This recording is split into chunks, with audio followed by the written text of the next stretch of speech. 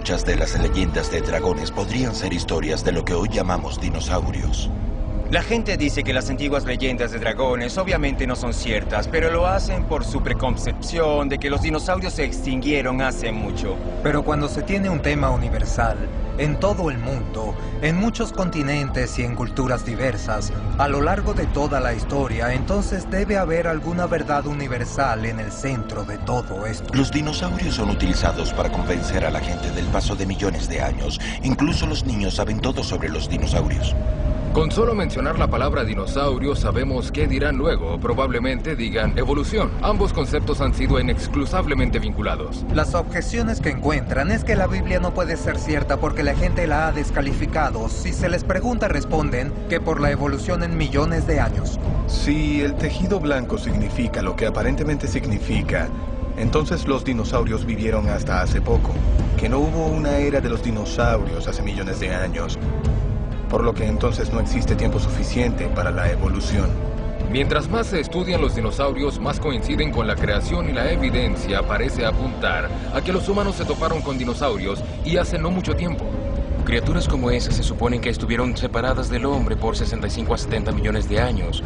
Pero tenemos a gente respetable que escribió en sus libros de historia que los habían visto, que los presenciaron.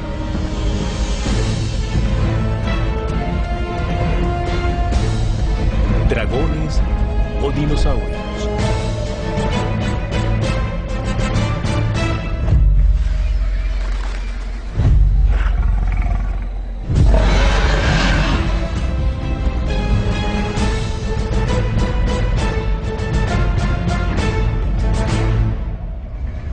¿Por qué escogiste ese? Es un buen cuento. Alguien se quejará. ¿Por qué? ¿Tienes algo en contra de Danny? No te hagas la tonta, ¿sabes lo que digo? Igual quiero leerlo. ¿Será tu culpa entonces? No tengo nada que ver. Acérquense, que todos vean bien. Vamos, vamos, eso es. ¿Están listos? Bien, bueno.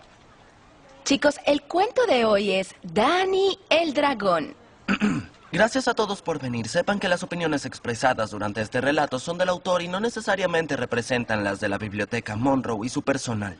Gracias, Tony. ¿Quieres que firme una liberación de responsabilidad? Érase una vez un dragón llamado Danny. Vivía en una cueva submarina y cerca de una costa. Un día salió de su cueva y vio casas y gente. Curioso, se acercó para verlos más de cerca. Dragones. Tan solo la palabra conjura muchas imágenes y la gente se ve atraída. Y la gente quiere saber todo sobre los dragones. Las leyendas de dragones son un fenómeno extendido, con demasiadas versiones para contarlas. Existen en cada tribu y nación, cada grupo humano, cada país. Las tenemos en China, Australia, África, Norteamérica, Suramérica, por doquier. Los dragones son criaturas realmente interesantes. Creo que no hay ningún niño con un alma tan triste que no haya sido fascinado por la historia de dragones. Y lo que más me impacta es que no es una leyenda regional, no es una leyenda de los chinos y de nadie más, o una leyenda de los europeos y de nadie más. Es una leyenda de todos los pueblos. Sí, una leyenda es una leyenda, un cuento de hadas, pero de hecho, la mayoría de los antropólogos dirá que cuando se tiene una leyenda o una mitología, normalmente algo sucedió que inició ese mito. El tema es que hay señales comunes entre culturas distintas en las islas del Pacífico Sur, en su población indígena y en todas. Cuando hallamos leyendas similares, surgen dos posibilidades. O hubo un intercambio cultural, o esas leyendas se derivan del mismo antecedente histórico. Si hemos de creer que son mitológicos, eso realmente presenta un problema lógico para nosotros, porque hay una consistencia en lo que sucede en todas las leyendas de dragones, por supuesto, y pueden llegar a ser sensacionales. Muchas de las religiones paganas asignan cierto significado a estas criaturas. En la mitología china, el dragón sería responsable de las mareas o controlaría el movimiento de las aguas. Pero si se deja de lado el sensacionalismo, tenemos criaturas muy reales en el fondo. Y es algo consistente en todo el mundo. Siempre vemos un reptil gigante con escamas que en muchos casos puede volar, en otros no. Y en el caso de los que vuelan, tienen alas como de murciélago. Son carnívoros y muy voraces. Es consistente a donde quiera que vayamos. Y eso es algo significativo. Parecen grandes reptiles con largas colas y escamas, con grandes dientes y garras, a veces 3 garras, que es algo que tenían muchos dinosaurios. 3 garras como el terópodo. Creo que lo que mucha gente debió haber llamado dragones, o quizás se tradujo con el término dragón, realmente reflejaba una experiencia humana común entre casi todas las culturas de haber presenciado en algún momento en la historia un encuentro con estos temibles reptiles. En las leyendas de dragones, ellos siempre son representados como grandes reptiles con dientes temibles y columnas vertebrales muy protuberantes, similares a las de los dinosaurios. Es como mentir sobre Julio César o Alejandro Magno. Debemos confiar en los registros históricos porque no podemos probar científicamente que Julio César existió. Siempre es así con la historia. Creo que con los dragones, de los cuales hay muchos y muy detallados relatos, incluyendo, por ejemplo, el calendario chino, en el que tenemos 12 animales y uno de ellos es un dragón.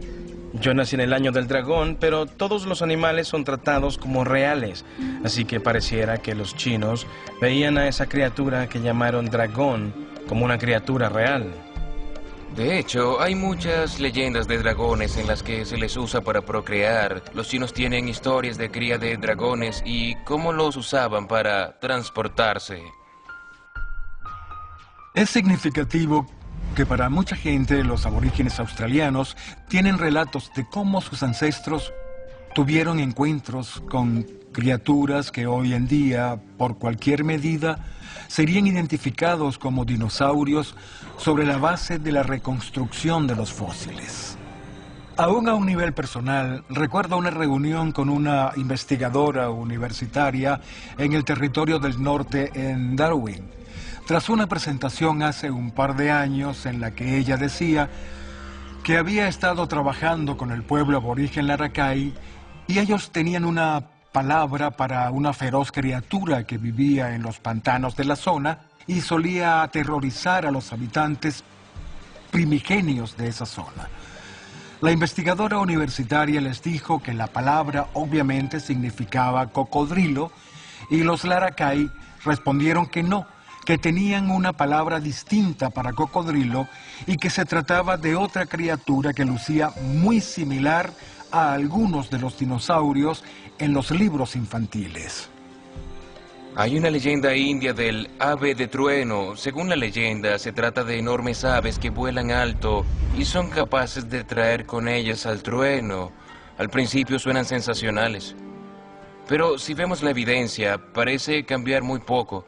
En la zona de Black Hills, en Dakota del Sur, la leyenda es que estas aves gigantes volaban sobre la montaña y anidaban en ella.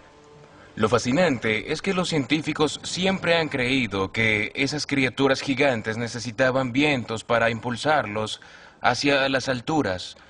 En el oeste del país, donde suceden grandes tormentas con truenos, se cree que estos gigantes pteranodones usaban las corrientes térmicas de las tormentas para ascender hasta lugares como las Black Hills.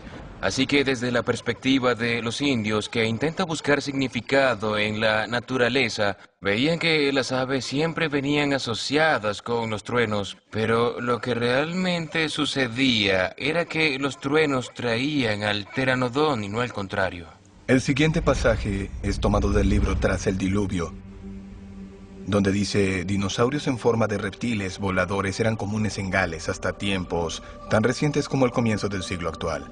Los ancianos de Pendlin en Glamorgan solían hablar de serpientes aladas que vivían en los bosques que rodeaban al castillo de Pendlin, tal como nos cuenta Mary Trevelyan.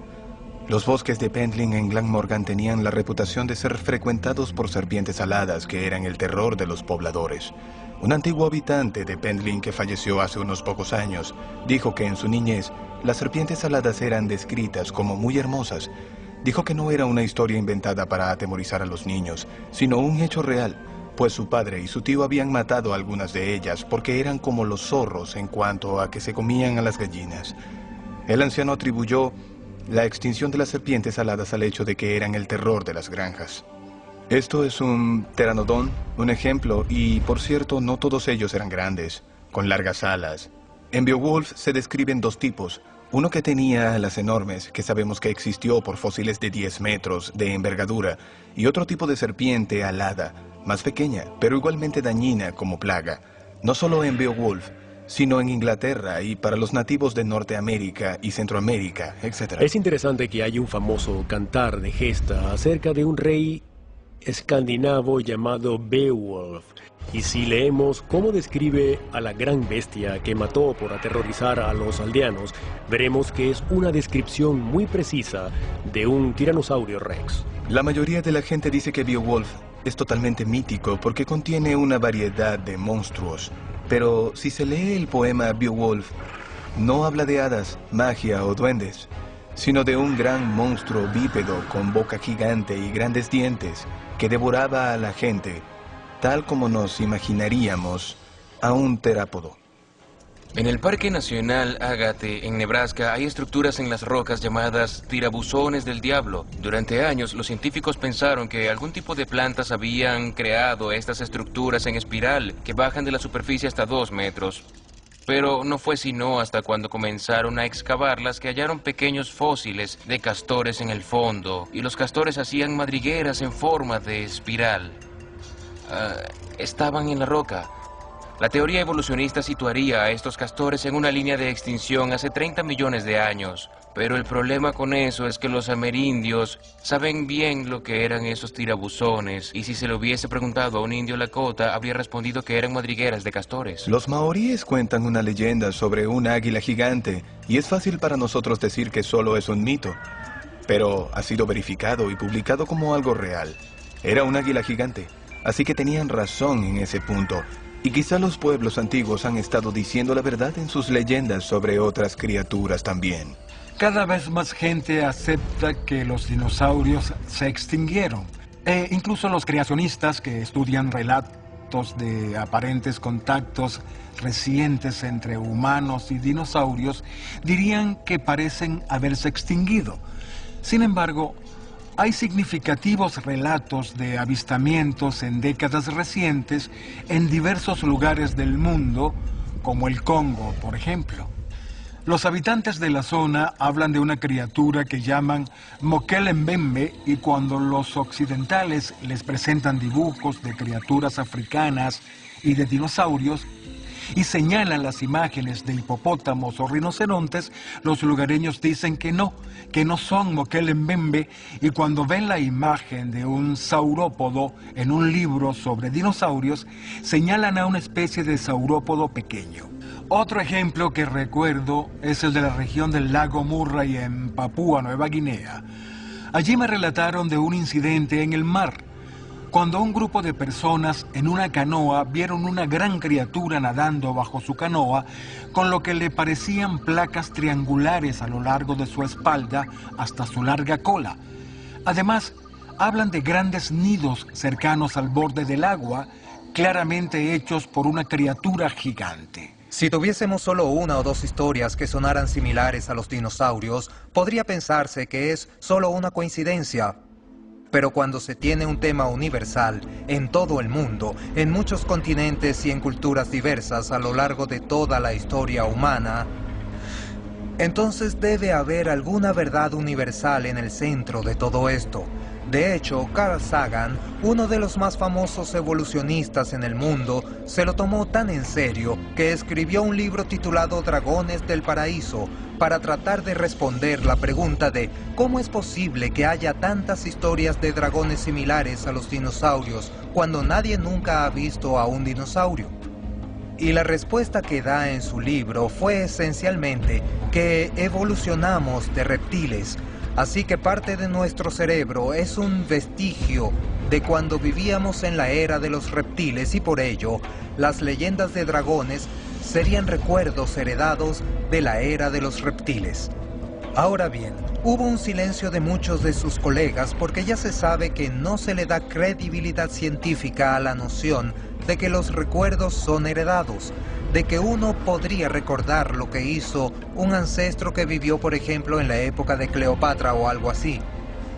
Pero la importancia de este episodio es que uno de los evolucionistas líderes del mundo se tomó el tema en serio y trató de explicarlo, aunque no hizo un buen trabajo.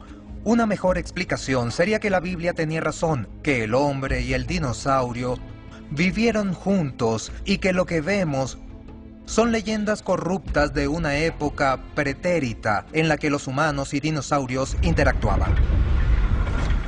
Algunas personas vieron llegar a Danny. Era inmenso, con escamas y una larga cola, y huyeron gritando: ¡Dragón, dragón, sálvense! Danny gritó: ¡regresen! Pero sonaba como un rugido. Eso los hizo correr más rápido. Las historias de los enormes dientes y garras de Danny se extendieron por todo el país. Si realmente son historias basadas en la memoria, eso implica que en algún punto algún humano vio un dinosaurio. En el Monumento Natural Blythe en Utah hay inscripciones y petroglifos realizados por los indígenas que incluso un evolucionista dirá que son ejemplos de libro de texto de un dinosaurio o saurópodo. Enviamos a un equipo al lugar para fotografiarlos y hacer impresiones de ellos, y realmente son muy parecidos a los saurópodos. Por supuesto, los evolucionistas dijeron que no, que debía ser algún animal mítico. ¿Por qué? Porque los dinosaurios no convivían con los humanos. ¿Cómo lo saben? Para mí, este tipo de evidencia, cuando hablamos de las leyendas de dragones, muchas de las descripciones de los dragones coinciden perfectamente con lo que llamaríamos dinosaurios. Y muchos de los petroglifos de dragones o pinturas rupestres de ellos en el mundo lucen muy similares a los dinosaurios que existen en el registro fósil. La fecha exacta es 1186 después de Cristo. Y es un templo de piedra en el complejo de Angkor Wat, en una región selvática de Camboya, en el sudeste asiático. Hay una gran cantidad de tallados en piedra y animales que no son familiares hoy en día. Además de la mitología hinduista y budista, hay uno que luce muy similar a un estegosaurio, tal como se ha reconstruido de los fósiles por los científicos. Y la pregunta que surge es: ¿cómo hicieron quienes tallaron la piedra hace 800 años para representar un estegosaurio tan hermoso sin tener el conocimiento de las enciclopedias actuales? Y la conclusión clara es que conocían a esas criaturas porque estuvieron vivas en la misma época. A menos que el animal estuviera vivo, ¿cómo representaron la anatomía tan correctamente? Tenían que verlo para poder reproducirlo correctamente. Y es solo uno de los más de 80 casos en todo el mundo, en todos los continentes, donde se sabe que los humanos y dinosaurios coexistieron gracias a las reproducciones artísticas de dinosaurios de una u otra forma.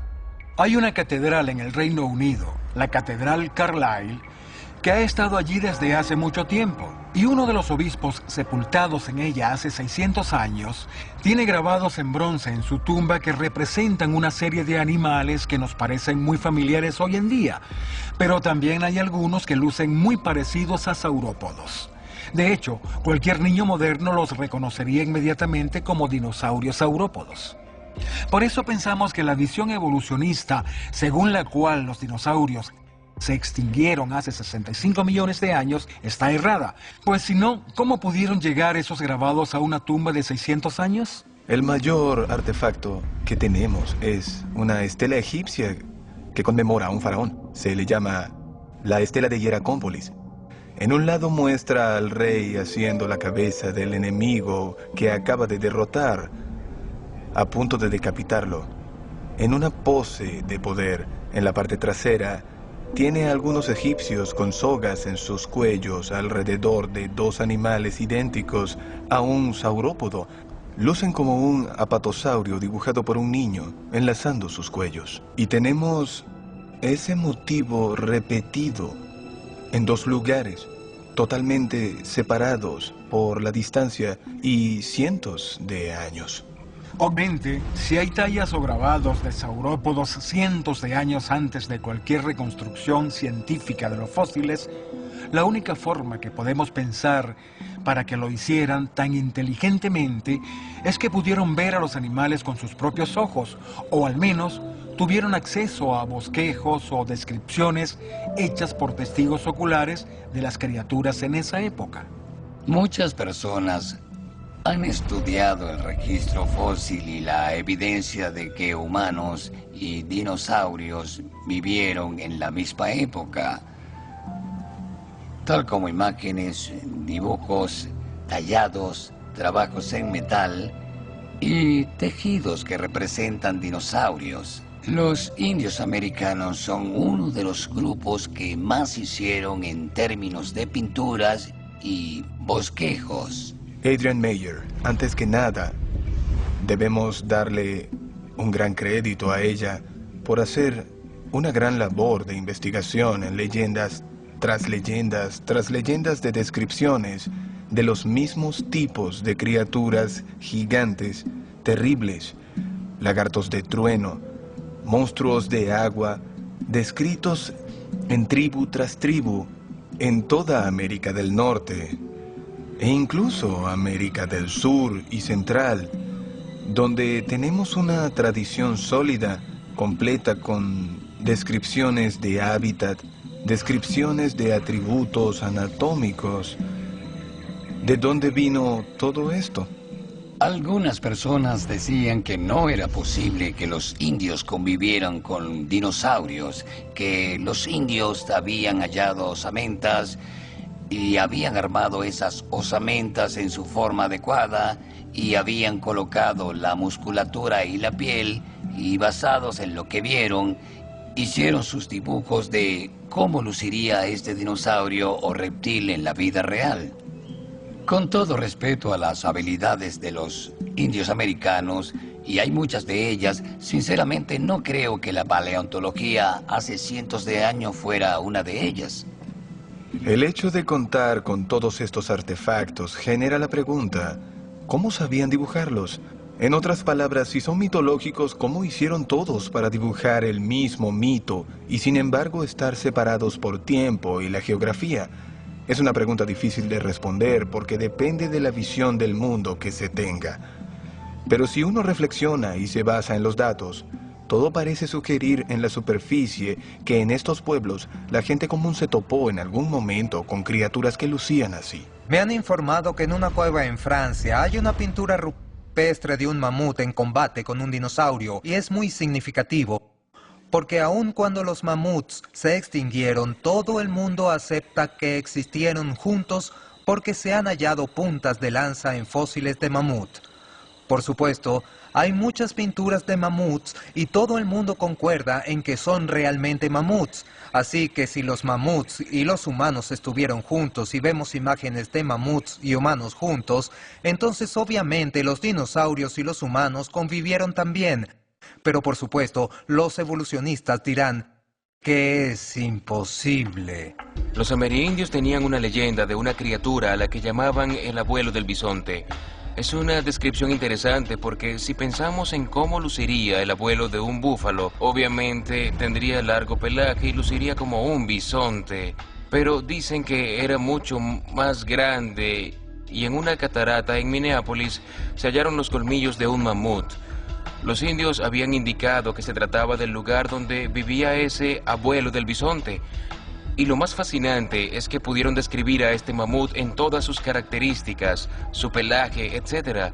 Y la única forma para que eso sucediera era que hubiesen visto la criatura. Y una vez más, vemos que en el tiempo evolucionista las capas de roca representan millones de años, lo que entra en conflicto con evidencia como esta, que muestra que humanos, dinosaurios y mamuts y muchas otras criaturas que hoy conocemos convivían en la misma época. Antes que nada, debemos entender que no fue sino hasta 1822 cuando Gideon Mantell y su esposa hallaron el diente de Iguanodon, que fue el comienzo de nuestra comprensión de los dinosaurios y dio origen a la paleontología moderna. Cuando se hizo el descubrimiento, también se supo de muchos pueblos antiguos que tuvieron un conocimiento íntimo de los dinosaurios, que dibujaron en vasijas, en cerámicas, y en caso de ser cierto, que no tuvieran conocimiento de los dinosaurios, entonces, ¿de dónde salieron todas esas imágenes? La gente fue a la policía y exigió que hicieran algo. La policía reunió sus armas y a sus más valientes oficiales y salieron a ver qué hallaban. Danny estaba aterrorizado. Solo quería hallar un amigo. Estaba muy viejo y había buscado en todas partes, pero no había hallado a nadie como él. Parecía que era el último dragón en la Tierra. Es graciosa la forma en que los historiadores tratan a la historia antigua. Muchos de esos historiadores antiguos escriben cosas que hoy en día los tomamos como un hecho. Pero cuando comienzan a hablar de otras cosas que ellos daban por ciertas, los historiadores mismos las descartan. Por ejemplo, cuando Marco Polo escribe sobre los dinosaurios o Alejandro Magno escribía sobre dragones y lagartijas gigantes que aterrorizaban a su ejército. La historia relata a grandes reptiles descritos como bestias que fueron desacreditados y dados por falsos. La idea de que algunas de estas leyendas de dragones o todas las leyendas de dragones sean solo producto de religiones paganas primitivas inspiradas por el opio es absurda. Ese no es el caso. Incluso tenemos historiadores como Heródoto, como Flavio Josefo, como Marco Polo, que hablan de dragones. Heródoto de hecho escuchó un relato de reptiles voladores y lo verificó él mismo, con lo que demostró madera de un verdadero historiador. 400 años después, Flavio Josefo, un gran historiador judío, también habló de los mismos reptiles voladores. También tenemos a Marco Polo, quien después de su viaje a China, describe un enorme dragón. Lo llama con ese término que se arrastra a lo largo de la arena, dejando marcas. En un punto tenemos que preguntarnos, ¿todos estos pueblos estarán inventando esto? Describieron criaturas que supuestamente estaban vivas en su época. Y según la teoría evolucionista, las criaturas como esas estarían separadas del hombre por 65 a 70 millones de años. Pero por otro lado tenemos a gente respetable escribiendo sus libros de historia. Esto es lo que he visto y lo que he presenciado, y suenan a dinosaurios. Creo que debemos oír el testimonio de estos confiables historiadores en su mayoría, pues creo que fueron muy sinceros en lo que describían en su narrativa histórica, y si hablaban de criaturas formidables, no creo por qué haya razón de cuestionarlos. Si el hombre y los dinosaurios nunca vivieron juntos, sino separados por millones de años, entonces debemos decir que todos esos testimonios fueron equivocados. No creo que podamos acusarlos de estar equivocados porque son gente inteligente como usted o como yo que construyeron ciudades antes del diluvio. Sabemos que tenían instrumentos musicales, herramientas de hierro y bronce. Ahora bien, pensar en que antes del diluvio ya contaban con herramientas metálicas implica que tenían que hallar los metales, hacer minería y fundirlos exactamente como hacemos hoy. Así que no deberíamos atrevernos a acusar a los antiguos pobladores de no ser inteligentes o no poseer tecnología. La Biblia usa el término dragones una y otra vez. Habla de dragones marinos y dragones voladores, y las descripciones parecen corresponder a grandes reptiles, incluyendo los dinosaurios. Tiene sentido. Si esas criaturas fueron tan dominantes en el planeta antes del diluvio y ciertamente después del diluvio, habrían sido parte muy importante de nuestra cultura. En 1945, un periódico en la ciudad de Geelong, Victoria, Australia, publicó un bosquejo de una criatura que los aborígenes llamaban Bunjip. El término aborigen común para monstruo se confunde a menudo con mito, pero en ese caso, el aborigen tenía grandes marcas de garras en su pecho, y la descripción que dio a través de un intérprete en la época fue la base de este bosquejo que el periódico Geelong Advertiser, que se asemeja en mucho a los dinosaurios con picos de pato. De hecho, se reportó el hallazgo de grandes huesos en esa época, frescos y diferentes de cualquier otra criatura conocida en la época. Y 13 años más tarde, en las antípodas, se descubrió un dinosaurio que fue llamado Edmontosaurio. Y cuando se ve una reconstrucción del Edmontosaurio al lado de un bosquejo del Bunjip, hecho por el artista del periódico de Geelong, basado en las descripciones de los aborígenes, son muy similares. Hay que interpretar la evidencia del presente en relación con el pasado, y lo que yo diría es que hay una fuerte evidencia circunstancial, porque toda la evidencia en relación con el pasado es como la de un forense que trabaja con evidencia circunstancial, y es muy fuerte, lo que confirma la historia de la Biblia de que los dinosaurios y la gente llegaron a convivir. Con tanta gente cazándolo, Danny tuvo que ocultarse. Mientras volvía al mar, pasó junto a un hombre y sus 2 hijas que caminaban por la playa. En lugar de correr, se detuvieron y lo vieron asombrado. Danny dijo, «Hola, ¿cómo están?», lo que sonó como un feroz rugido. Creemos que muchas de las leyendas de dragones serían historias de lo que hoy llamamos dinosaurios. La razón por que no hallamos la palabra dinosaurio en la Biblia es la misma por la que no hallamos términos como computadora o locomotora, pues todas esas palabras fueron inventadas mucho después de que la Biblia fuese traducida. La palabra dinosaurio fue inventada en 1841 por Sir Richard Owen, director del Museo Británico. Antes de eso, la palabra dragón era usada en la Biblia. La Biblia del rey Jacobo fue traducida al inglés en 1611. Dinosaurio es un término moderno. Hay una filosofía claramente identificable cuando se considera la versión de la Biblia del rey Jacobo que fue impresa por primera vez en 1611 y en las traducciones modernas en lengua inglesa como la Nueva Biblia Internacional. En 1611 usaron la palabra dragón 34 veces.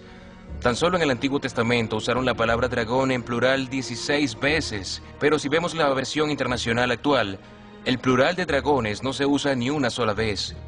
Lo que queda claro es que cada vez que se usa el término dragón para referirse a una criatura viva que camina sobre la tierra, la Biblia moderna decidió que no era la palabra correcta, y la mayoría de las veces la reemplazaron con chacal, un canino pequeño de mucho pelaje. Se trata de una discrepancia entre un pequeño animal similar a un zorro y un reptil gigantesco, y lo que vemos es la mentalidad evolucionista que se ha infiltrado en muchas áreas, incluyendo a los más conservadores teólogos bíblicos. Ellos, al mirar a los dragones, no hacen la conexión entre el dragón y el dinosaurio, y tienen la idea de que los dragones no son reales, y se ven en la situación de defender el apego a la realidad de la Biblia.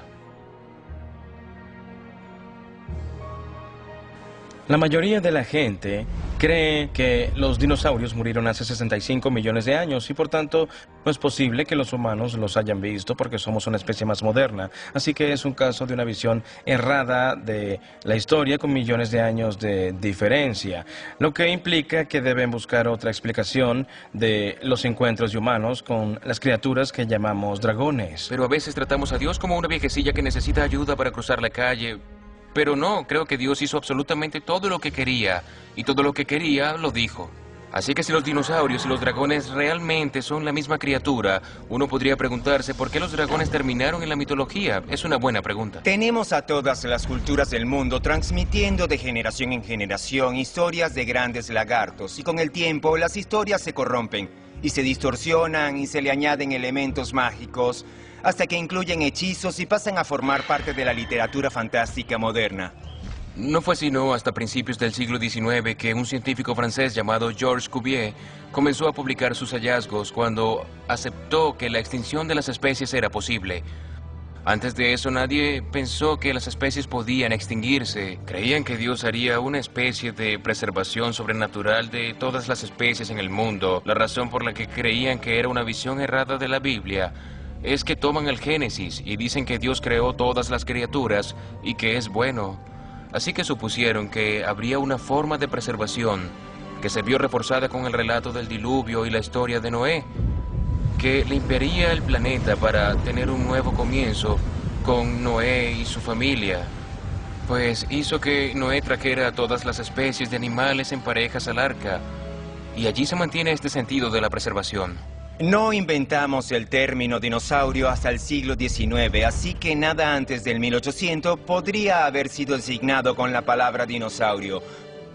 Por tanto, las traducciones de la Biblia no contendrían esa palabra, y desde entonces ninguna nueva traducción se atrevería a usar la palabra por presión de los evolucionistas. Así que la gente antes del siglo XIX, cuando oía historias de dragones, buscaban a su alrededor, y al no ver a una criatura así viva, concluían que nunca había estado viva.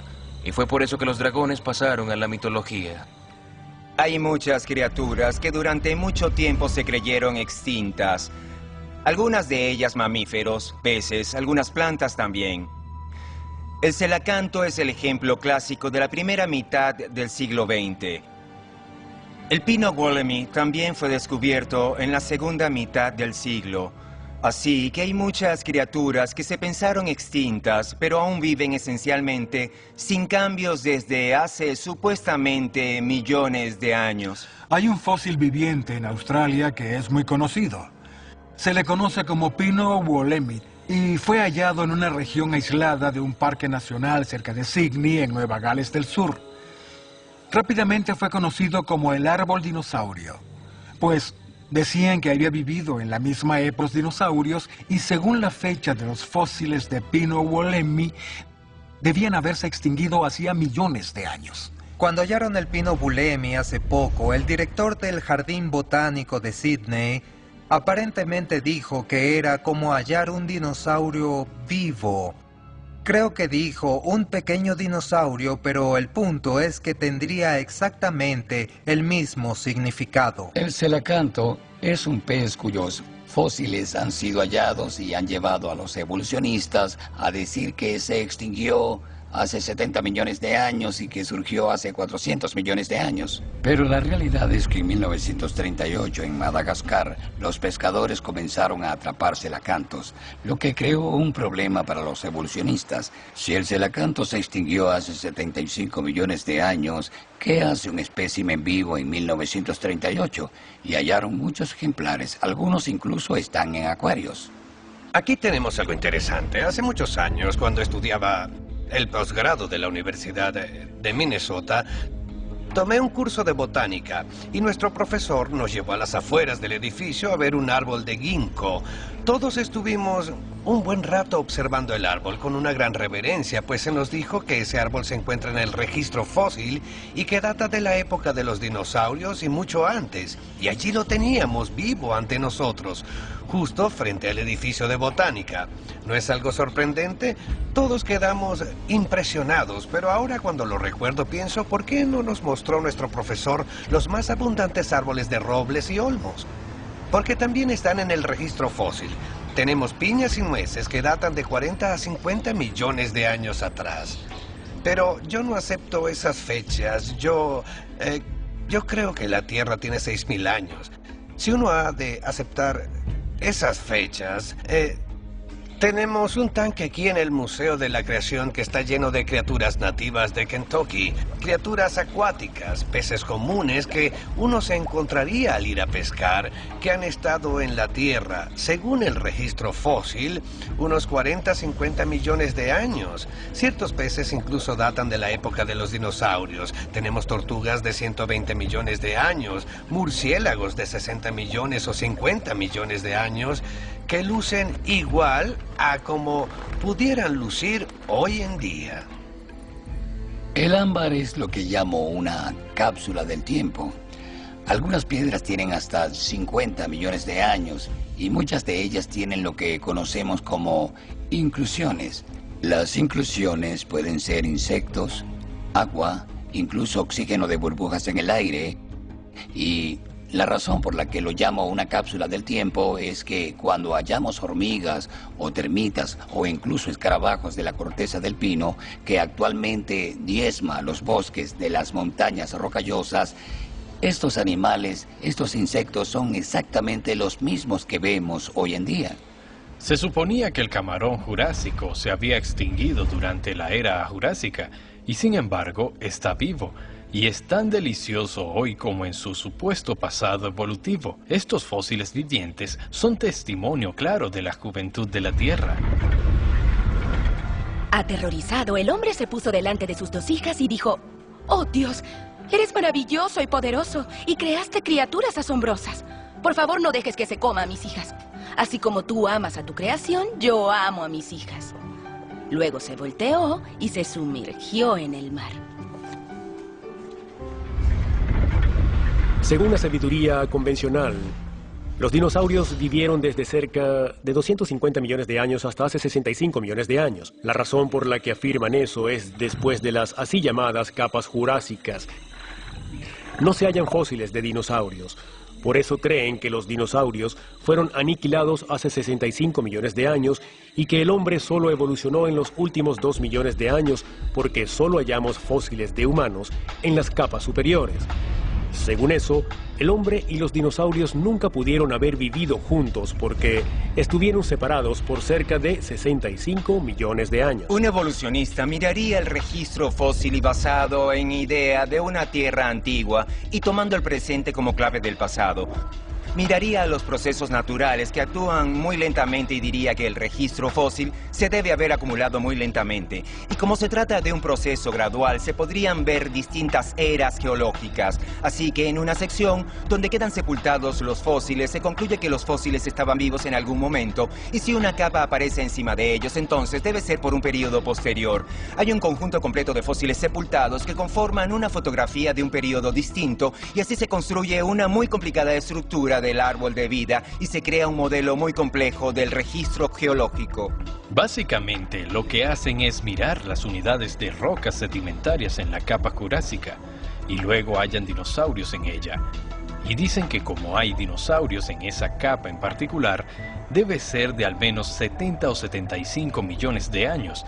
Es una tautología fechar los fósiles por las capas de roca y luego fechar las capas de roca por los fósiles que hayan allí. Es lo que se llama razonamiento circular. Cursé un año de geología en la universidad y me llamó la atención que el director de ese departamento decía que el registro fósil no apoyaba la teoría de la evolución. Lo decía así abiertamente. Él no era un creacionista, pero decía que el registro fósil parecía apoyar una serie de creaciones divinas. Fue lo que oí de un profesor de geología. En Nueva Zelanda, uno de los de mayor jerarquía en la universidad, con mucha experiencia. Los fósiles se forman solo en circunstancias muy especiales. Soy un biólogo marino y buzo, y es gracioso, pues la mayoría de la gente cree que los biólogos marinos estudian ballenas y delfines, pero realmente la mayoría de los biólogos estudian gusanos, bacterias y lodo. En mi vida he estudiado mucho, he sacado lodo de lagos, ríos y arroyos en todo el sudeste de Estados Unidos. He analizado sedimentos en los Cayos de la Florida, en las Bahamas y en Belice. Realicé un viaje al Pacífico Sur en el que excavamos mucha arena y nunca he visto el esqueleto de un pez, nunca he visto un fósil incipiente, nunca he hallado nada en estado fosilizado. Porque cuando los peces mueren, se van hacia el fondo, son comidos por otros animales, por lo que sus huesos tienden a ser esparcidos en una gran área. Incluso si llegaran al lodo del lecho marino, los huesos se disuelven con el tiempo en el agua. Están hechos de carbonato de calcio que es soluble en agua de mar, así que se requieren circunstancias muy especiales para crear un fósil. Y la mayoría de esas circunstancias se dan en el diluvio de Noé, donde se tenía una gran cantidad de sedimentación y con muchos fósiles sepultados muy rápidamente, que quedaron privados de oxígeno e impregnados con minerales en el agua, que luego se recristalizó dentro de los huesos, evitando que se disolvieran y formando un fósil. Creo que esos dinosaurios fueron sepultados en el sedimento de la época del diluvio de Noé, que debió haber ocurrido hace 4000 años. Así que en el momento del diluvio, poco después, cuando el mundo comenzó a secarse, todos los dinosaurios que conocemos con ciertas raras excepciones fueron sepultados bajo el agua, tal como dice Ken Ham. Si realmente hubo un diluvio en todo el planeta, uno esperaría ver millones de restos depositados en las capas de roca de toda la Tierra. Y lo que vemos es realmente eso, millones de cuerpos enterrados en las capas de roca y sedimentos depositados por el agua. Y es particularmente cierto en el caso de los dinosaurios. Lo que dicen los evolucionistas de los dinosaurios es que su hábitat eran las zonas cercanas a lagos o mares interiores y que algunos de ellos cayeron a esos lagos y antes de que su carne se pudriera o carroñeros la devoraran, fueron rodeados por roca sedimentaria. Pero esto no lo vemos hoy. Yo veo conejos y ardillas en mi patio y no sé qué pasa con ellos cuando mueren, pero nunca he visto funerales de conejos ni nada parecido y tampoco he visto fósiles de conejos o ardillas. No se puede obtener un fósil si un dinosaurio murió en el bosque, pues se descompondrá y será devorado como carroña. Podemos verlo hoy en día en las granjas, no vemos ovejas o vacas que se fosilizan. Hay que sepultarlas rápidamente y cuando se tiene algo así como un diluvio universal, quedarán sepultadas muchas criaturas y es por ello que hallamos muchos fósiles con tumbas masivas de dinosaurios. Los hallazgos de Iguanodon, por ejemplo, tienen sentido cuando ocurre una gran catástrofe, una gran inundación, y por supuesto cuando se tiene una inundación de esas proporciones. No se necesitan millones de años para explicar las capas de rocas. Detrás de mí verán lo que llamamos un fósil de polistratos, llamados así porque contiene múltiples estratos. Es un fósil que se extiende a lo largo de varias capas de estratos. ¿Y qué tiene de significativo? Antes que nada, la teoría convencional nos dice que son necesarios miles de años para que 1 centímetro de sedimento se deposite, lo que implicaría que el fósil esperaría cientos de miles de años para que todo el sedimento se colocara a su alrededor y lo sostuviera derecho. No se descompuso.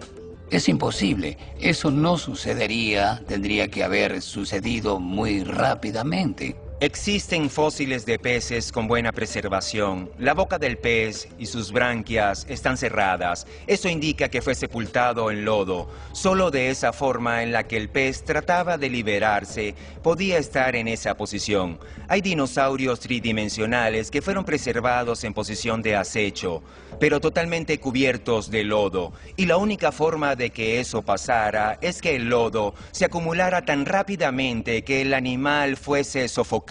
Si el animal hubiese muerto antes, habría caído de lado, o al menos su cuerpo estaría extendido, pero no agazapado con lodo cubriendo todo su cuerpo. El Monte Santa Elena ciertamente es un ejemplo porque vimos cosas que sucedieron allí que sorprenden a los geólogos. La erupción del Monte Santa Elena del 9 de mayo de 1980 y de las 2 líneas subsiguientes descubrieron hasta 200 metros de capas de roca. Se depositó material nuevo alrededor de la montaña y en un nivel en particular hallamos un horizonte de 6 metros que se descubrió el 12 de junio de 1980. Sabemos el día preciso porque hubo testigos que lo observaron y tenemos los relatos fehacientes de cómo en esa capa de 6 metros de espesor tenemos una multiplicidad de pequeñas capas que se alternan de bandas gruesas y finas.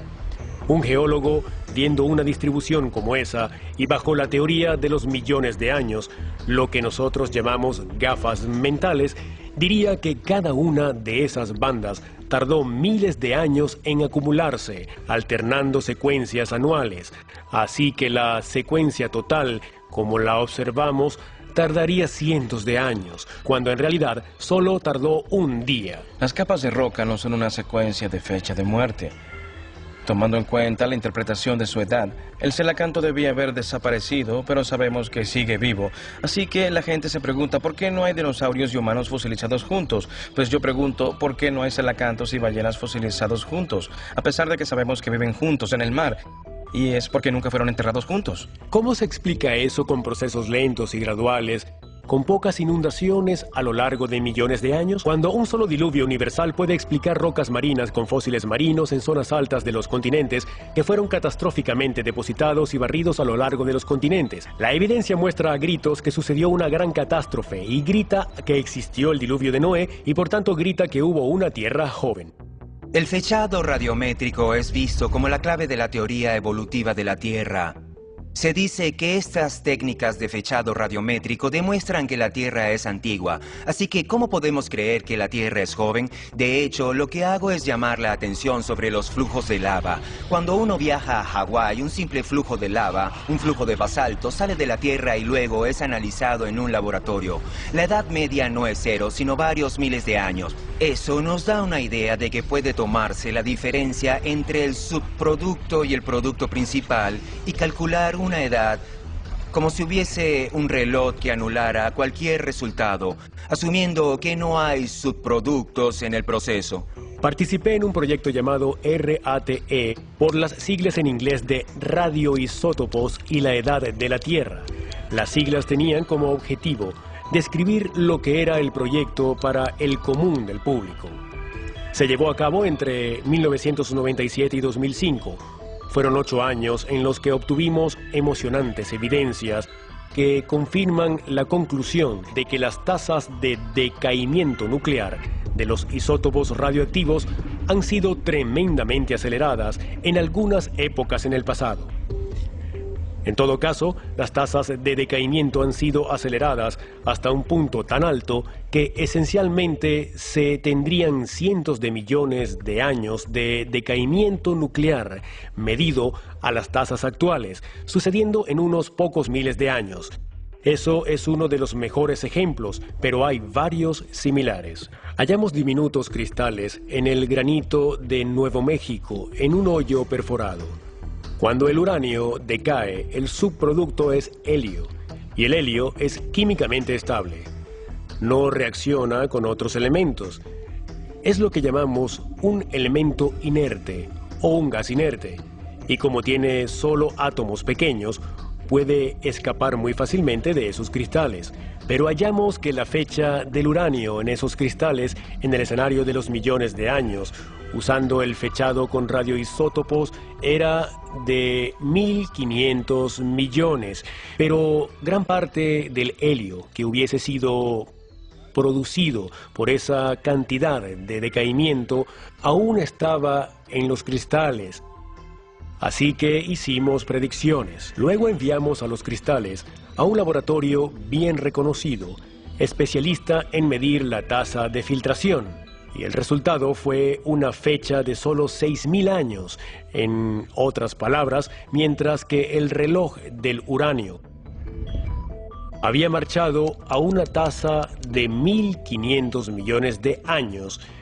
A una tasa de 1500 millones de años, el helio se había escapado a una tasa muy diferente. Y conocemos muy bien la ley que gobierna el escape de estos átomos de helio y podemos reproducirlo en un laboratorio. Así que es un método de fechado mucho más creíble. Hay flujos de basalto que surgieron alrededor del Gran Cañón, cayendo en su cauce, llegando hasta la base, lo que significa que el flujo de lava es más joven que el cañón. El flujo de lava da fechas de millones de años más antiguas que el cañón mismo.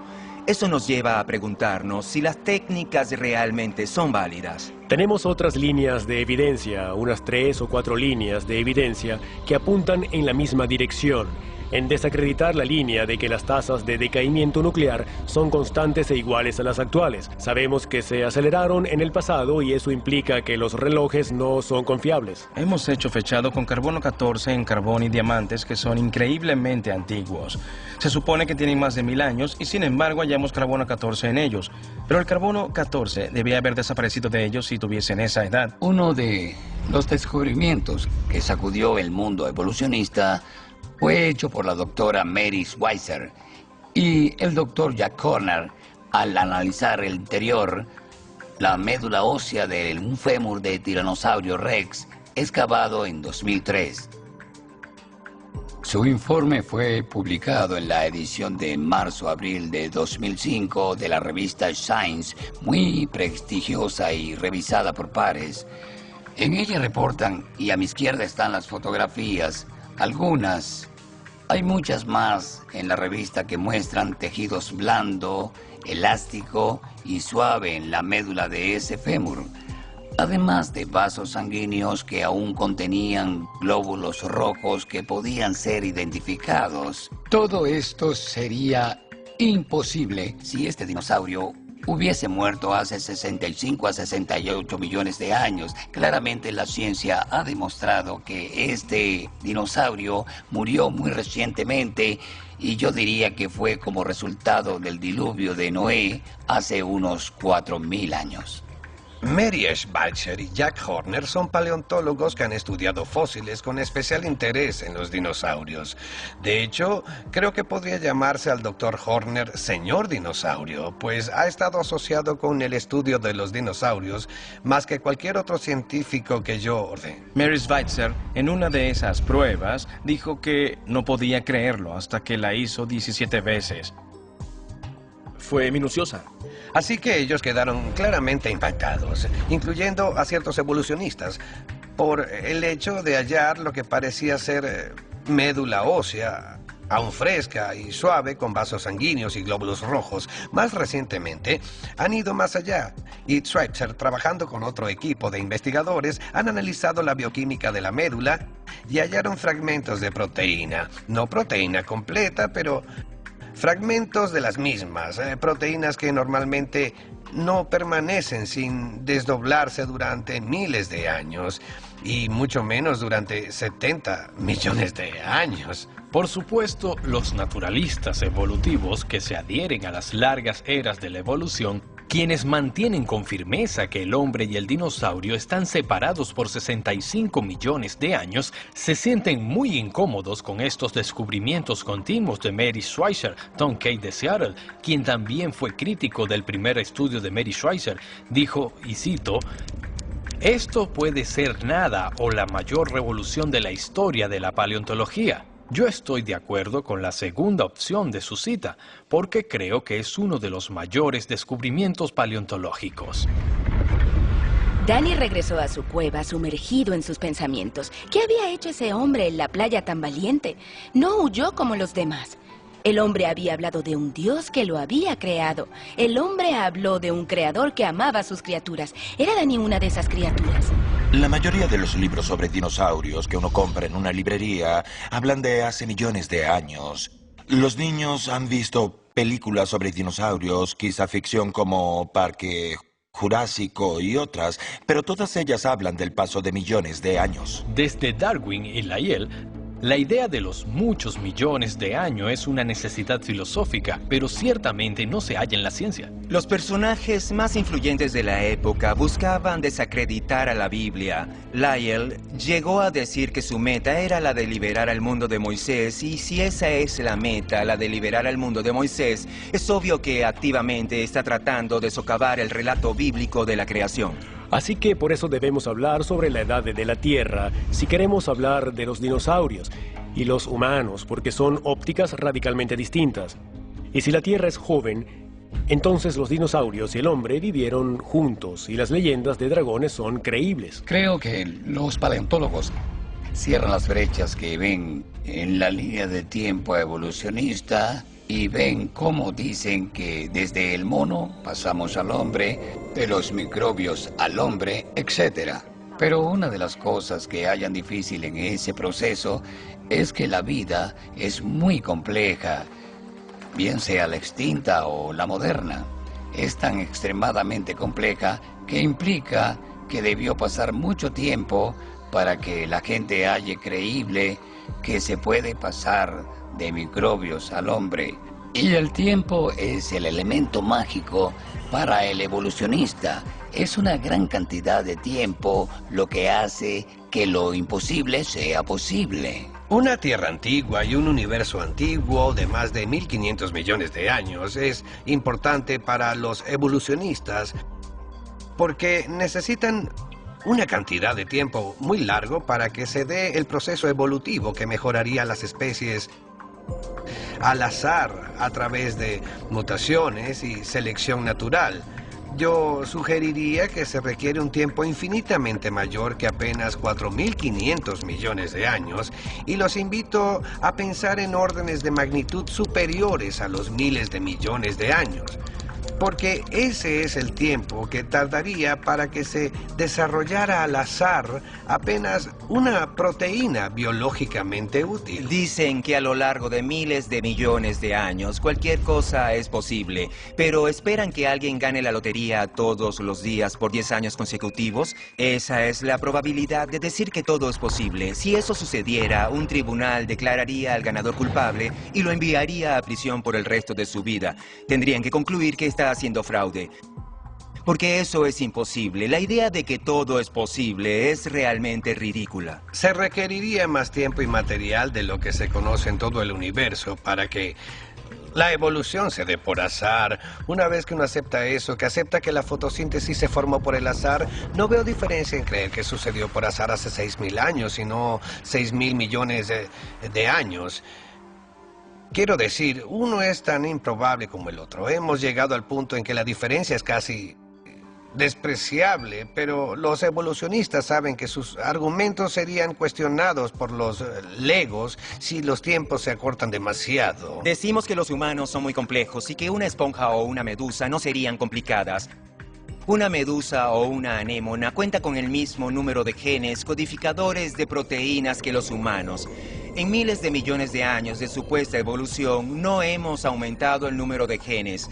Muchos de los genes que se consideraron en un principio específicos de los vertebrados o específicos de las formas superiores de vida, los seres sencillos también los poseen. Así que los evolucionistas quedan perplejos de que una célula sencilla sea tan compleja. La forma de vida más simple es increíblemente compleja, lo que me hace imposible concebir que se creó espontáneamente de sustancias químicas al azar. Hay una brecha insalvable entre la célula más sencilla y la química al azar. Es como decir que podemos hallar en la naturaleza una roca sobre otra roca sobre otra roca, como resultado de procesos naturales. Si una roca cae sobre otra y otra cae encima, eso no puede explicar las grandes pirámides. Por supuesto, pensar eso sería ridículo. Tenemos el decaimiento, tenemos la segunda ley de la termodinámica y me miro en el espejo cada día y veo los efectos del decaimiento. Hemos dicho que las teorías evolucionistas no toman en cuenta esa segunda ley. Creemos que es así porque la segunda ley básicamente nos dice que al menos en un sistema cerrado todo decae. Las cosas se destruyen, que no se arman espontáneamente a largo plazo. Claro, los evolucionistas tratan de justificarlo argumentando que la Tierra es un sistema abierto, que la energía sigue llegando a la Tierra desde el Sol y que esta energía empuja a la evolución hacia arriba y hace que la entropía disminuya en lugar de aumentar. No se trata realmente de un buen argumento. Sabemos que se requiere energía para ensamblar cosas complejas, como para la fabricación de automóviles, y sin energía la planta se detiene, pero la energía por sí misma es necesaria, pero no suficiente. Para seguir con el ejemplo de los automóviles, se requiere información, se requieren secuencias apropiadas, que los repuestos lleguen en un momento dado, instalar piezas en otras con una gran complejidad. La energía por sí sola no es suficiente para explicarlo. El talón de Aquiles en la teoría de la evolución es la falta de especies de transición. Debería haber un gran número de especies transicionales entre los grandes grupos de animales, pero no existen. De hecho, tenemos la llamada explosión cámbrica, cuando surgieron las principales filas de la vida sin especies de transición. Los darwinistas dicen que dejan ese fenómeno para nuevas generaciones de geólogos que descubran las especies de transición que debieron existir, pero desde 1960 el registro fósil solo ha cambiado en 4%. Así que lo que tienen es un puñado de especies de transición. Las especies de transición que usan hoy en día no se usaron en los años 70 y no son las mismas que se usaron en 1925 o las que usó Charles Darwin en su época.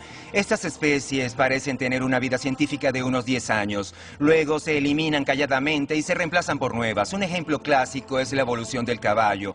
Todos recuerdan el paso del pequeño caballo al grande, pero ya es una complicación que se halla en los libros de texto. Y no debería estar porque ha sido desacreditada y disputada. Y muchas de esas cosas que la gente debería recordar como evidencia de la evolución realmente resultó ser totalmente falsa. Charles Darwin hizo lo mismo cuando concibió su idea de la evolución.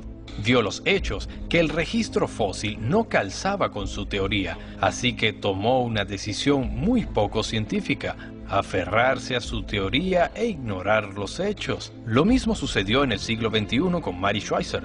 Dijo en la revista Discover en abril de 2006, y cito: "Un asistente me dijo que no le importaba lo que dijeran los datos, pues él sabía que lo que hallé no era posible. Le pregunté cuáles datos los convencerían y me dijo, ningunos". Fin de la cita.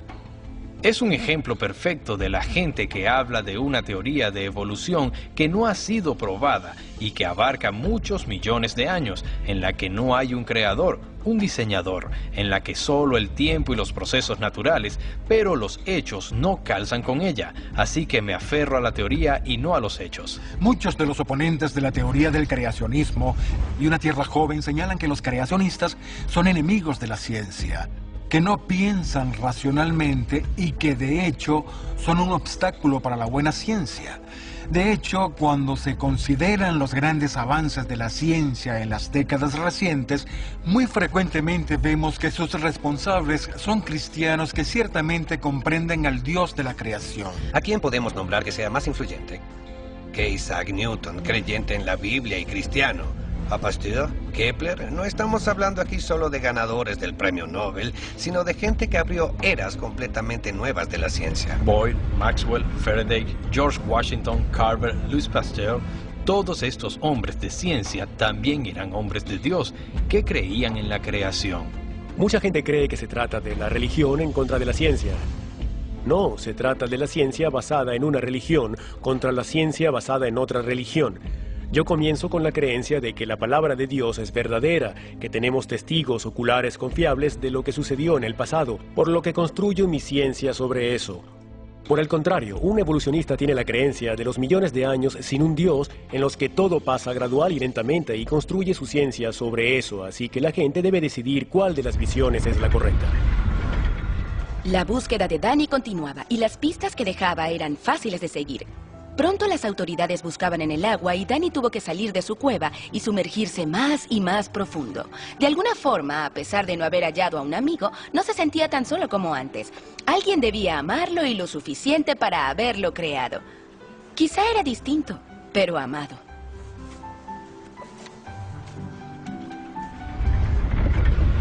Creo que el dinosaurio es descrito en detalle más que muchos otros animales en la Biblia. Así lo creo. Por ejemplo, cuando vamos al libro de Job, capítulo 40, tenemos un recuento de Dios hablando con Job tras el diluvio y le dice a Job que vea a un animal que llama Behemoth. No se trata solo de una palabra inglesa, es la traducción de una palabra hebrea. La palabra hebrea está en plural porque Behema es el término usado para bestias, así que Behemoth sería la bestia de las bestias. Y Dios le dijo a Job, helo aquí.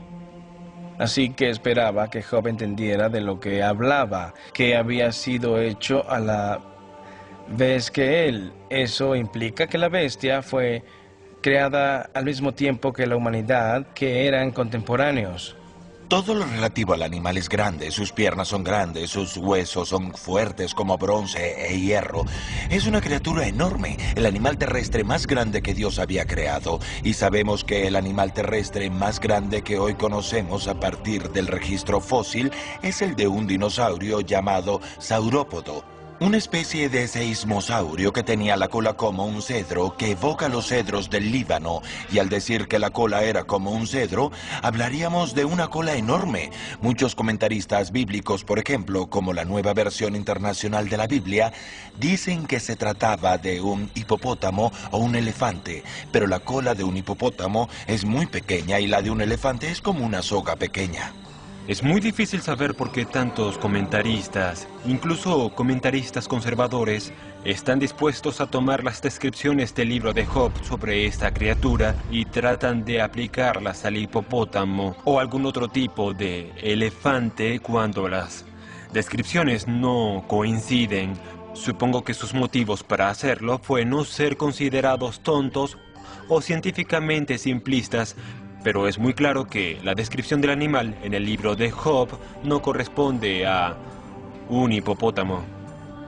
Cuando vemos la descripción de esa criatura, realmente parece coincidir con un brachiosaurio o un apatosaurio, un dinosaurio tipo saurópodo. Al leer la descripción del Behemoth y ver un fósil, digamos, en el Museo de Historia Natural de Pittsburgh Carnegie, vemos que los miembros son como grandes barras de hierro. Es así como luce exactamente. Eso no significa que los huesos sean hechos de hierro, significa que son como grandes columnas y las grandes costillas con el inmenso abdomen y la larga cola. Y queda claro que no estamos describiendo a un animal pequeño, sino más bien a un dinosaurio. Y el Leviatán, descrito en Job 41, no era un dinosaurio porque la palabra dinosaurio solo se refiere a animales terrestres, así que podríamos decir que una criatura similar a un dinosaurio que vivía en el agua es descrita por la Biblia como un dragón. La criatura tenía el tamaño de un autobús y pesaba 8 toneladas, tal como se describe a un Leviatán. Se describe que dejó un rastro en el lodo a través de piezas aisladas de cerámica. Sería el tipo de rastro que dejaría un cocodrilo en el lodo, pero no hablamos de un cocodrilo como el que conocemos hoy en día. Si vemos esta imagen de un cráneo moderno de cocodrilo y este cráneo de Sarcosuchus, vemos la vasta diferencia en el tamaño del cráneo y ciertamente coincide con la descripción del libro de Job, donde menciona que esta criatura doblaba arpones y arrows y se reía de los anzuelos y aparejos de pesca. El libro de Job también describe lo que serían filas de escudos entrelazados sin ningún espacio entre ellos. Y es interesante que la descripción del Sarcosuchus incluye escudos grandes y escamas que se solapan unas a otras de unos 30 centímetros cada una, como los escudos del Leviatán. Y se dice que respiraba fuego. Cuando la gente considera eso, dice que ahora sabemos que la Biblia no es confiable porque solo se trata de una criatura mítica que respira fuego. Y yo digo que, ¿quién dice que los animales no pueden respirar fuego? Existe un pequeño escarabajo llamado escarabajo bombardero que mezcla sustancias químicas como el peróxido de hidrógeno para disparar gases casi a punto de ebullición y matar a sus presas. Si vemos a la anguila eléctrica con su capacidad para electrocutar, o a la cobra escupidora que usa una bocanada de aire de sus pulmones para crear un efecto de aerosol para su veneno, que luego dispara hacia los ojos de sus atacantes o enemigos, comenzamos a considerar que es posible que los relatos sean reales y que hay evidencia que los apoyen. Es interesante que la trompa del Sarcosuchus tenía una especie de cavidad en la punta y nadie sabe exactamente para qué servía. Podría haber sido para mezclar sustancias químicas o algún tipo de cámara de almacenamiento de químicos para generar el fuego y el humo que el libro de Job atribuye al Leviatán. Tenemos el testimonio fehaciente de dragones en el mundo después del diluvio, que corresponde con el Arca de Noé. Cuando hablamos de dinosaurios y de dinosaurios en el Arca de Noé, de inmediato algunas personas que no lo creen comienzan a decir que los dinosaurios eran demasiado grandes, que nunca hubiese podido caber en el arca. Pero pensemos por un segundo en esto. Antes que nada, ¿cuál es el tamaño promedio de un dinosaurio? El tamaño promedio de un dinosaurio es el de una oveja o una cabra. No son los grandes tiranosaurios rex o los apatosaurios de cuello largo, pero si miramos a estos dos gigantes o cualquier otro de ese tamaño, lo importante es que Dios quería tener 2 ejemplares de cada especie en el arca para que cuando pasara el diluvio se reprodujeran y preservaran su especie. Por eso Dios escogería a los más jóvenes y la ciencia hoy en día estima que los dinosaurios podían reproducirse a la edad de 8 a 10 años, así que serían pequeños. El arca era grande, tenía 150 metros de eslora y había mucho espacio para cualquier tipo de dinosaurio, además de todos los animales que Dios quiso. ¿Por qué habrían de extinguirse después del diluvio? Porque el clima cambió después de la inundación. Era un clima más difícil, con una topografía distinta. También por la competencia con el hombre por el alimento y el hábitat. Muchas especies se han extinguido por el azar y muchas habrían sido eliminadas durante el diluvio. Y por ello tenemos fósiles. Y los sobrevivientes que la Biblia dice estaban en el Arca de Noé, un barco de dimensiones gigantes, podrían haber sido cazados por el hombre, razón por la cual tenemos leyendas de cacería de dragones. Y la era del hielo, que casi con seguridad sucedió justo después del diluvio, no habría sido buena para los grandes reptiles. Danny halló un profundo valle en el fondo del mar y se sumergió hasta él. El agua era turbia y era difícil de ver. Creyó que nadie nunca lo hallaría allí, hasta que vio 2 grandes ojos mirándolo. De las oscuras aguas salió otra criatura. Para cualquiera habría lucido enorme y aterradora, pero para Danny era hermosa. Y dijo, «Soy Danny, ¿quién eres?», lo que otra vez sonaba como un rugido. Pero en lugar de huir nadando, la criatura se sumergió también. «Soy Lacey, creí que estaba sola». Danny sonrió, «Ya no más». Nunca más. Y en las frías profundidades en el fondo del océano, los 2 dragones nadaron juntos y vivieron felices para siempre. Fin. ¡Sí! Si se demostrara que los dinosaurios tienen 4.000 años, estoy seguro que los evolucionistas no se convencerían.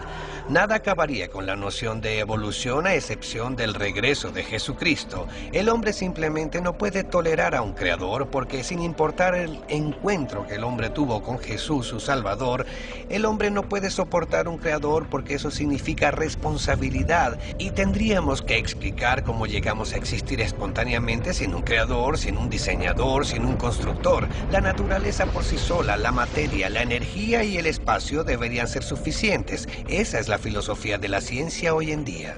Los científicos no son más objetivos que las demás personas. Hay un consenso mundial sobre que si el relato del diluvio es cierto, significa que Dios juzgó el pecado y que tenemos responsabilidad ante él. Y eso no suena bien para muchas personas. No me sorprende que en todos los casos hayamos evidencia de que el hombre compartió con los dinosaurios, porque si tomamos el relato de la creación, literalmente, vemos que el sexto día habría sido el día en que Dios creó a todos los animales y al hombre, por lo que fueron contemporáneos. Es decir, los dinosaurios no precedieron al hombre por 1 millón o 65 millones de años, sino que estuvieron juntos. Una vez que se considera el tejido blando combinado con la evidencia de la interacción entre el hombre y los dinosaurios o dragones, todo concuerda y el dogma de los millones de años no nace de la evidencia, sino que la evidencia se estrella contra el dogma. La teoría evolutiva está basada en el paradigma y no en la evidencia. Mucha gente, cuando ve a creacionistas que tienen grados universitarios, se preguntan ¿cómo pueden creer en la creación? Lo que no se dan cuenta es que la creación es una forma lógica de mirar al mundo a la luz del relato histórico de la Biblia. Todo concuerda y tiene mucho más sentido que desde la perspectiva evolucionista. La razón por la que tenemos las montañas Apalaches y los Himalayas es que el diluvio y todas las catástrofes que trajo consigo causaron la muerte de millones de animales que quedaron en las capas de roca en todo el mundo. Porque la Biblia dice que todas las montañas fueron cubiertas con agua y todos los animales murieron. El agua llevaría arena y lodo y millones de animales muertos quedarían sepultados bajo capas de roca en todo el planeta. Así que mantengo la idea que explica la Biblia de lo que sucedió en el pasado. Podemos probarla y veremos que la evidencia la apoya abrumadoramente. Realmente me pareció que fue algo especial, porque era como poder decirle a Dios cómo hacer las cosas, cómo poner a Dios en una caja y decirle que comenzara con esto, que usara la evolución. Pero cuando me lo presentaron, inmediatamente fue claro para mí que arrogantes somos. Y luego, cuando comencé a ver la evidencia, mucha de la evidencia de la que hemos hablado hoy, evidencia que se acumula para demostrar que la Biblia tiene razón.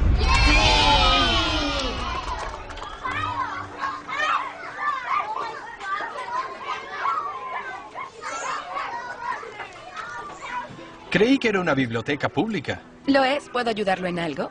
Ese cuento se sintió un poco religioso. ¿Quién decide qué leer? Lo siento, fui yo quien lo escogió. Me pareció bonito. No todos creen que Dios existe. Me gustó, papi. ¿Podemos llevarlo a casa? Claro, cariño. Pero llevemos otros libros también.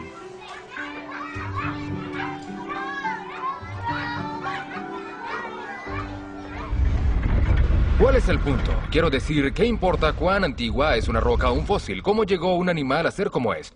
Pero hay un significado subyacente que nos atañe en lo más profundo de nuestro ser, que responde grandes preguntas como ¿quién soy? ¿De dónde vengo? ¿Cuál es el significado de la vida? ¿Qué pasará después que muero? Son grandes preguntas que tienen respuesta en la información de la creación. Hoy en día creo que la mayor objeción que se hace para no aceptar a Jesús es que se ha enseñado en las escuelas la evolución y el paso de millones de años. Y dicen, ¿cómo se puede confiar en la Biblia cuando habla de Jesús si no se puede confiar en ella cuando habla de la creación? Yo fui ateo porque creí que todo se había creado a sí mismo y porque creí que millones de años de evolución, por lo que era obvio que la historia de la Biblia, de la que dependía el Evangelio, chocaba con una evolución de millones de años, por lo que la Biblia nos enseñaba no tenía sentido. Cuando alguien me dio un libro que explicaba cómo ver los mismos hechos racionalmente de forma tal que fuese satisfactorio, pero correspondiese con la Biblia, y vi que tenía más sentido que las edades del evolucionismo, fue entonces cuando me volví cristiano. Los descubrimientos científicos y geológicos están confirmando esos procesos que antes se pensaba que requerían literalmente cientos de miles de millones de años. Ahora se sabe pueden ocurrir muy rápidamente, lo que soporta la creación rápida, el diluvio de la época de Noé, y están añadiendo soporte a la verdadera historia de la Biblia. El conocimiento acerca del Creador es testificado por las creaciones mismas. Las creaciones y el cielo ha declarado la gloria de Dios. Cuando hablamos de astronomía y otros campos, las fronteras de la ciencia son testimonio del diseño, y ese diseño es suficiente para que seamos responsables. La Biblia es muy clara en cuanto a que Dios es omnisciente, sabe todo, y aceptamos que las Escrituras son la palabra de Dios. Entonces tenemos un registro perfecto en el que podemos basar nuestras vidas, nuestras opiniones, y por tanto vemos cómo las opiniones han venido cambiando a lo largo de las décadas y los siglos. Incluso desde un punto de vista de experiencia, tiene sentido que depositemos nuestras esperanzas y nuestra fe en la sabiduría de Dios y no en la sabiduría del hombre. En un tribunal se tiene un juez y un jurado que considerarán los testimonios, y si se quiere establecer lo que sucedió en el pasado en la escena del crimen, cuentan con toda la evidencia forense, pero los científicos forenses están interpretando lo que las muestras de sangre significan y cuál sería el ángulo del disparo y todo lo demás, pero se están equivocando. El juez y el jurado deben decidir en base al testigo ocular que estuvo allí y puede describir exactamente dónde estaba el asesino con el arma, exactamente cuando ocurrió el disparo, y justamente eso es lo que tenemos con la Biblia. La Biblia nos dice quién tenía el mar, quién la disparó y qué pasó. Los científicos no estaban allí. La Biblia no necesita validación, pero desde la ciencia podemos realmente establecer que es cierta y podemos hallar confirmación y evidencia de que realmente sucedió y es de esa forma. Así que cuando someto a prueba lo que veo, hay evidencia en el mundo de Dios que soporta la palabra de Dios. El punto es que el Creador mismo, que lo hizo todo, entró en su creación y cumplió una misión que nosotros no hemos sido capaces de cumplir, y Él lo hizo por nosotros. Ese es el impresionante descubrimiento que espera a quien esté interesado en hallar la verdad. La función de la ciencia solo es eliminar los obstáculos que evitan que la gente escuche el mensaje del Evangelio. No nos salvamos porque creamos en el Génesis 1:1. Nos salvamos porque creemos en Jesucristo, por su fe en Cristo y por la gracia de Cristo. Pensemos en cuán contraria es la evolución a la cristiandad. La evolución es la idea de la supervivencia del más apto o realmente la extinción de los más aptos. La gran mayoría de las especies se extinguen, pero el enfoque de la cristiandad en su centro no es la supervivencia del más apto, sino que el más apto de todos, Jesucristo, fue el que murió por los no aptos, para que ellos pudieran sobrevivir, o sea, usted y yo. Jesús fue parte de la raza humana, aun cuando fue parte de la creación, y vino como hombre, vivió una vida perfecta, murió en la cruz por nuestros pecados y para que pudiésemos ser redimidos. Y la persona que lo reconoce y es capaz de sentirse humilde ante Dios, se arrepiente de sus pecados y recibe con fe a Jesucristo en lo que la Biblia llama renacer. Esa persona recibe una nueva vida, pues estaban muertos en su pecado. Y ahora su nueva vida viene de su genuina relación con Jesucristo.